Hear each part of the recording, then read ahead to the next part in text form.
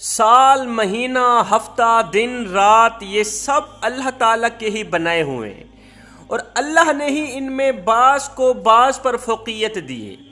پورے سال کی تمام افضل ترین راتوں میں سے، فضیلتوں والی، برکتوں والی راتوں میں سے ایک رات شب برات ہے، یعنی شعبان کی 15ویں رات، یعنی وہ رات جس رات میں مخلوق کو گناہوں سے بری کیا جاتا ہے۔ 4 راتیں ایسی ہیں، ان راتوں میں اللہ تعالیٰ خود اپنے بندوں کو خیر اور بھلائی بانٹتا ہے، خود تقسیم کرتا ہے۔ وہ 4 راتیں کون کون سی ہیں؟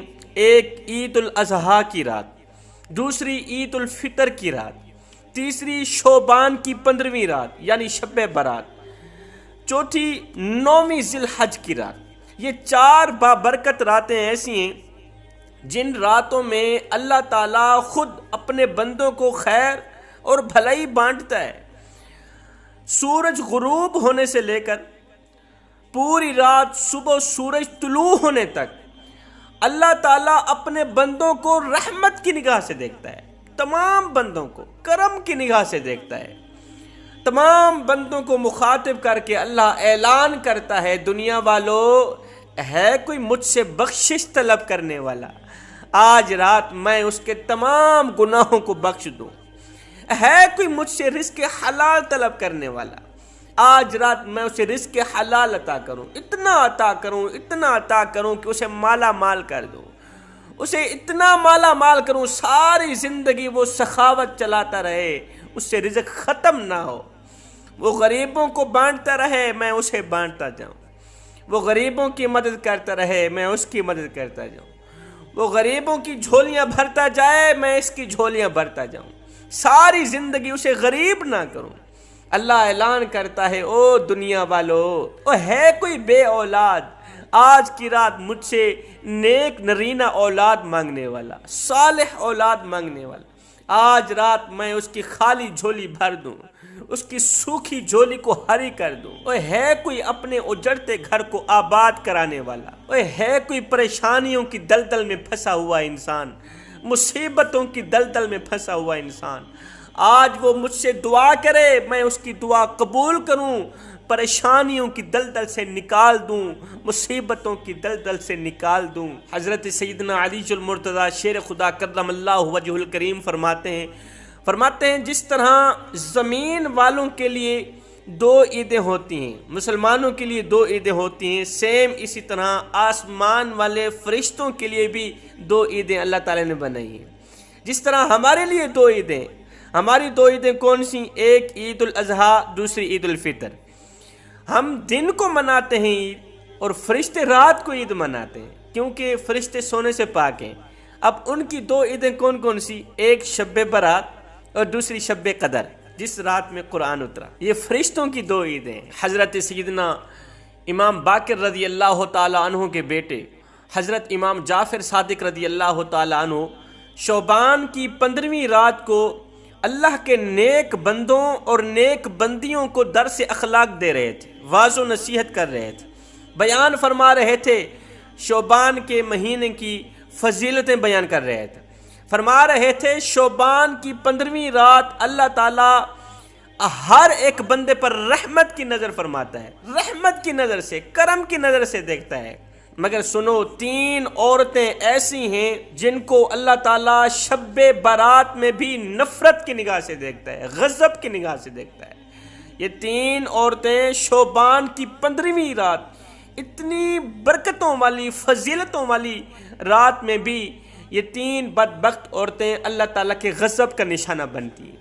عورتوں نے چیخ کر پوچھا، رو کر پوچھا، خون کے آنسو بہا کر پوچھا، نواسۂ رسول جلدی بتائیں وہ 3 عادتیں، 3 کام اپنانے والی عورتیں ہیں کون کون سی؟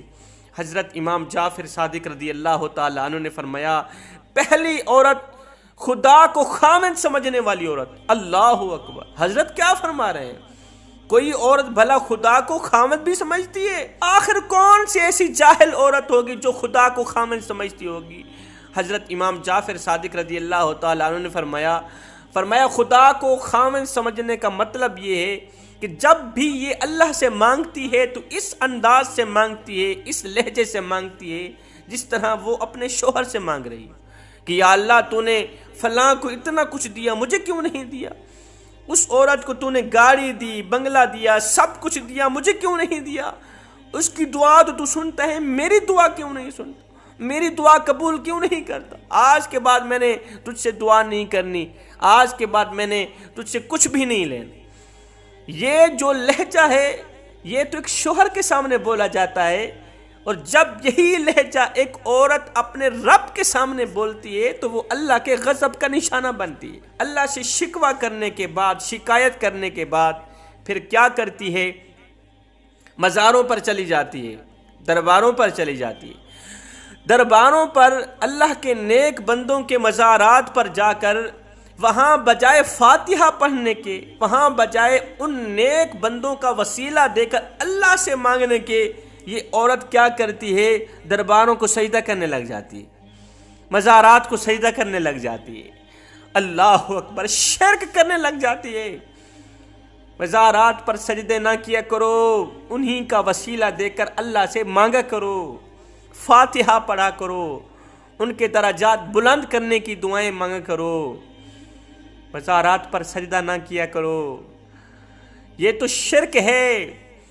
فرمایا حضرت امام جعفر صادق رضی اللہ تعالی عنہ نے فرمایا جب یہ عورت شرک کرتی ہے اللہ تعالیٰ کے غضب کا نشانہ بن جاتی ہے۔ پھر شب برات کو بھی، اتنی فضیلتوں والی، برکتوں والی رات بھی یہ عورت دعا کرتی ہے، اللہ تعالیٰ اس کی دعا قبول نہیں کرتا۔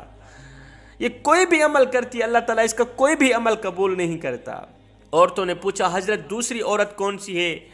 فرمایا قطع رحمی کرنے والی عورت، اپنوں سے رشتے ناطے توڑنے والی عورت، یا اس کے کالے کرتوتوں کی وجہ سے لوگ اس سے بولنا چھوڑ دیں، غیبت کرنے والی عورت، چغلی کی وجہ سے، غیبت کی وجہ سے، بد اخلاقی کی وجہ سے لوگ اس سے بولنا چھوڑ دیں، اس کے اپنے اس سے بولنا چھوڑ دیں، یا یہ لوگوں سے بولنا چھوڑ دیں، وہاں کی سن کر یہاں لگانا، یہاں کی سن کر وہاں لگانا، پھر دونوں بہنوں کو آپس میں لڑانا، دونوں بھائیوں کو آپس میں لڑانا، میاں بیوی کو، ماں بیٹے کو آپس میں لڑا جھگڑا کے تماشا دیکھتی رہنا، چغلی کرنا، غیبت کرنا۔ شعبان کی 15ویں رات میں بھی ایسی عورت اللہ تعالیٰ کے غضب کا نشانہ بنتی ہے۔